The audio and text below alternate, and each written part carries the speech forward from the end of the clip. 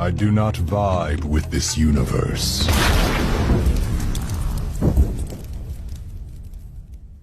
What the fuck?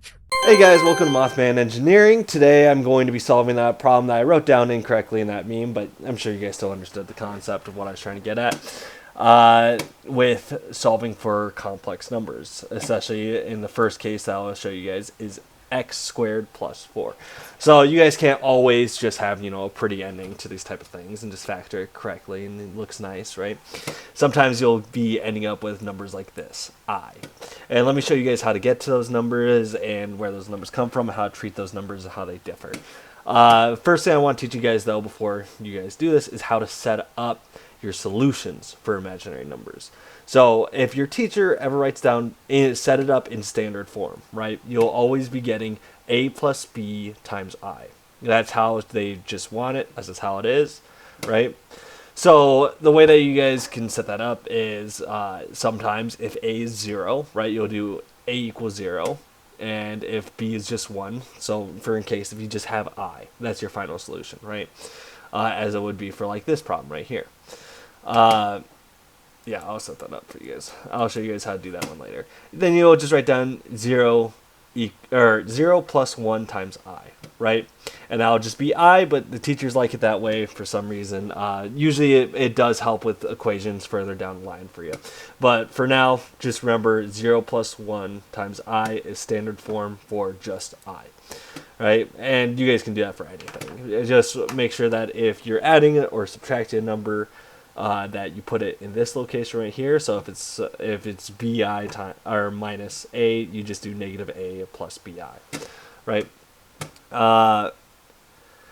So moving on to actually how to solve the first one of these and how you guys will encounter these often is for a very common one, x squared plus 4 equals 0. And you want to get the roots of these, the 0 of the equation. So just imagine this is y and we switch out for 0 to figure out where it intersects with the x-axis of the graph, right? So first thing you want to do is you want to move the 4 over to the 0 side by adding negative 4 to both sides.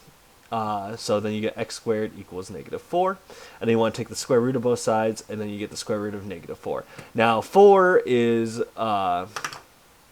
easily able to get the root of. That's just 2, right? And since we squared x, we want to get the plus or minus over on this side.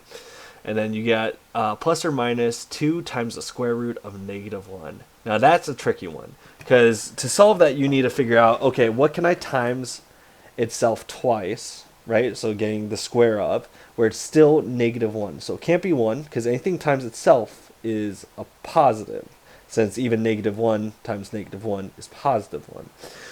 So what exactly can I square to get negative 1? This puzzled mathematicians for all of history. Like, it's a very long running thing. It wasn't solved until about, I believe it was like 1520 or 1530, where a guy named Guillermo Cardano, sorry, I'm not Italian, I will butcher that name, he discovered this fact that if you just implement the square root of negative 1 as I, aka imaginary numbers, right, that it works out very well. And you guys might be wondering, where will this actually apply in real life? And for applied, it actually factors into electricity very often.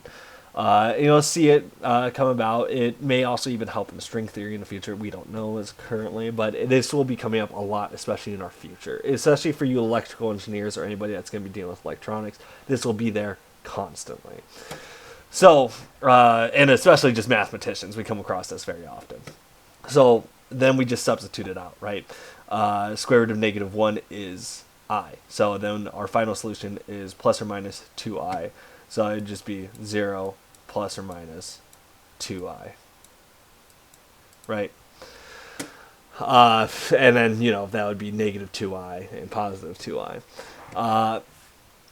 That would be our standard form for this equation.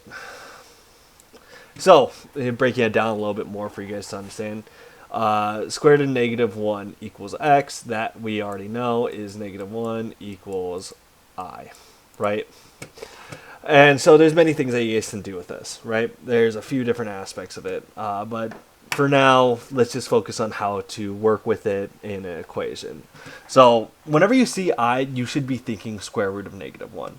So if you ever see, what the hell was that? That was terrible. We're just going to erase that. My thing's acting weird. Whenever you see -I squared, the first thing that you should be thinking about is not, okay, it's just I squared. It should be the square root of -1 to the power of 2, right? Which is just -1. Right? That's how we end up with numbers like these, especially if you break it down further. Yeah, it gets very complicated. But, and then you should also be looking at I to the power of 4 equals 1. Right?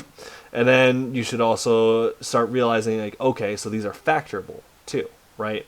So, say for example, you get I to the power of 6, right? You should be able to do quick maths in your head, right? Where, okay, that's -1, because